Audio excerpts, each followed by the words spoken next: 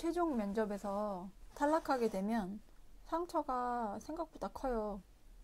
주변에서 뭐 안 좋은 일이 생기면 나는 공감해주고 들어주는데 면접에서 탈락하게 되면 그 상처를 나는 무시하게 되고 냉소적이게 되거나 무감각해질 때가 굉장히 많다는 거예요.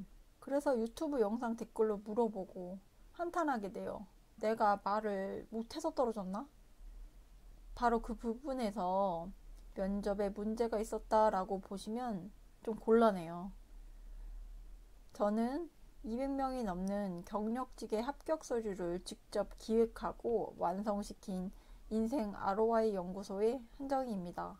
제가 89개 기업의 서류 합격 데이터를 만들고 면접관의 시점으로 분석한 결론은 이건 면접의 문제가 아니라 서류의 문제일 확률이 훨씬 크다는 거예요. 이걸 모르면 여러분은 그냥 면접에서 덜러리가 되는 거죠. 오늘은 그 악순환의 고리를 한번 끊어보도록 하겠습니다. 최종 면접에서 6명이 올라왔다고 가정해 볼게요. 여러분은 이렇게 생각하시죠? 6명 중에 나도 있으니까 되게 간발의 차이로 떨어졌겠구나. 종이 한 장 차이였겠지. 아니에요. 그 6명 중에는 압도적인 1등이 있어요. 그러니까 서류 전형부터 1등인 사람. 이 사람은 이미 가장 강력한 후보예요. 나머지 5명은 솔직히 말씀드리면 후보는 후보인데 들러릴 확률이 큽니다. 여기서 이렇게 말씀하실 수도 있어요. 아니, 저는 면접을 원래 못 봐요. 긴장하면 머리가 안 돌아가거든요. 근데 일은 잘하는데. 맞습니다. 면접을 못 봐도 일 잘하는 분들은 많아요. 그런데 문제는 면접관은 그걸 모른다는 거예요. 면접관 입장에서는 서류 1등인 사람이 면접을 무난하게 보면 그 사람을 뽑을 수밖에 없어요. 여러분이 일을 잘할 거라는 걸 증명할 기회 자체가 없는 거죠. 그래서 더더욱 서류부터 1등을 만들어야 되는 거예요. 서류가 압도적이면 면접에서 조금 떨어도 봐주거든요. 문제는 우리가 그 1등 서류를 우리가 못 본다는 거죠. 면접관들만 알고 있는 정보예요. 그래서 2등부터 6등까지 있는 분들은 내가 면접을 못 봐서 떨어졌나? 이렇게만 생각하게 되는 거예요. 그리고 면접 준비에만 올인하는 악순환에 빠지는 거죠. 실제로 제 고객 중에 이런 분이 계셨어요. 중견기업에서 8년 일하신 분인데 포스코에 지원했어요. 최종 면접 6명까지 올라가셨어요. 그리고 면접관들도 그분이 굉장히 마음에 든다고 말씀하셨다는 거예요. 그런데 떨어졌어요. 그분이 몇 년 뒤에 다른 회사에 지원하면서 저한테 찾아오셨는데 그때 물어보셨어요. 포스코 면접 볼 때요. 면접관들이 마음에 든다고 했는데 왜 떨어진 거예요? 이렇게 질문하시더라고요. 근데 그럴 때 주변에서 사람들이 뭐라고 위로해줘요? 그 회사랑 인연이 아니었을 거야. 오히려 안 가는 게 다행일 수도 있어. 네, 그렇죠. 뭐 실제로 어떤 회사는 안 가는 게 축복일 때도 있어요. 그런데 이게 계속 반복되면요.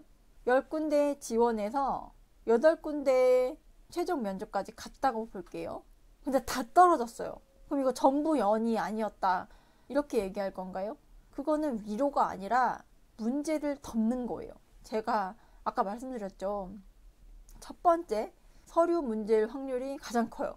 1등 서류가 아니었을 가능성이 가장 큽니다. 두 번째, 나이가 은근히 중요해요. 들어갈 팀의 팀장이 지원자보다 나이가 어리면 그 팀장 입장에서는 이 사람의 능력치를 떠나서 되게 불편해할 수가 있거든요.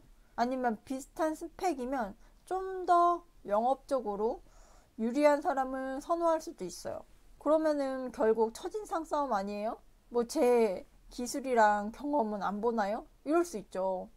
이런 댓글이 있더라고요. 98%는 첫인상이고 기술이 1%, 경험이 1%다. 뭐 이렇게 이게 현실이다. 이렇게 얘기하시는 분들 많죠. 그래서 더더욱 서류에서 여러분의 기술과 경험을 압도적으로 보여줘야 돼요. 면접장에 가기 전에 이미 이 사람을 뽑아야 해 라는 인상을 심어놔야 하는 거예요.